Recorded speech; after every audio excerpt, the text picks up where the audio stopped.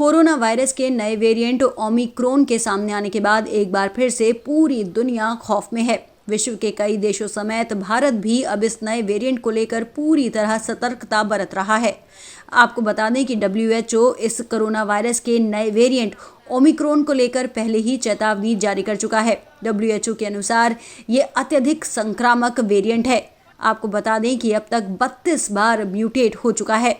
Corona virus के नए variant Omicron के मद्देनजर सतर्कता बरतते हुए कर्नाटक सरकार ने सभी सामाजिक सांस्कृतिक समारोहों के साथ कॉन्फ्रेंस, सेमिनार, एकेडमिक इवेंट्स पर अगले 2 माह के लिए रोक लगा दी है। बसवराज बोम्मई की सरकार ओमिक्रॉन के कहर को देखते हुए सभी जरूरी कदम उठा रही है, जिससे संक्रमण न फैले। ओमिक्रॉन के बड़े पैमाने पर फैलने की आशंका के बीच कर्नाटक में दक्षिण अफ्रीका के 2 नागरिक कोरोना संक्रमित पाए गए हैं। 2 विदेशियों में कोरोना के लक्षण मिलने से मचे हड़कंप के बीच महाराष्ट्र और केरल से आने वालों पर RT-PCR की पाबंदी बसवराज बोम्मई की सरकार ने लगा दी है। दूसरी लहर के दौरान ये दोनों सूबे सबसे ज्यादा प्रभावित रहे थे। इन दोनों सूबों को लेकर बाकी राज्य भी सतर्कता बरत रहे हैं। वहीं दूसरी तरफ केंद्र सरकार अंतर्राष्ट्रीय उड़ानों को शुरू करने के फैसले पर फिर से समीक्षा बैठक कर रही है। सरकार ने कमर्शियल अंतर्राष्ट्रीय उड़ानों और यात्री सेवाओं के साथ साथ आने वाले यात्रियों की टेस्टिंग और निगरानी पर SOP को फिर से शुरू करने का निर्णय लिया है। केंद्र सरकार विशेष तौर पर ऐसे देशों से आने वाले लोगों को लेकर ज्यादा चिंतित है, जहां कोरोना वायरस के नए वेरिएंट 20 महीने से अधिक के लंबे अंतराल के बाद सरकार ने 26 नवंबर को 15 दिसंबर से निर्धारित अंतर्राष्ट्रीय कमर्शियल उड़ानों को फिर से शुरू करने की घोषणा की थी।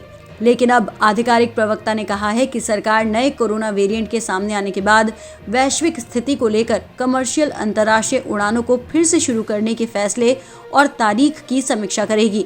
आपको बता दें, कोरोना वायरस के इस नए वेरिएंट के अधिक संक्रामक होने की जानकारी 24 नवंबर को दक्षिण अफ्रीका से विश्व स्वास्थ्य संगठन को दी गई थी।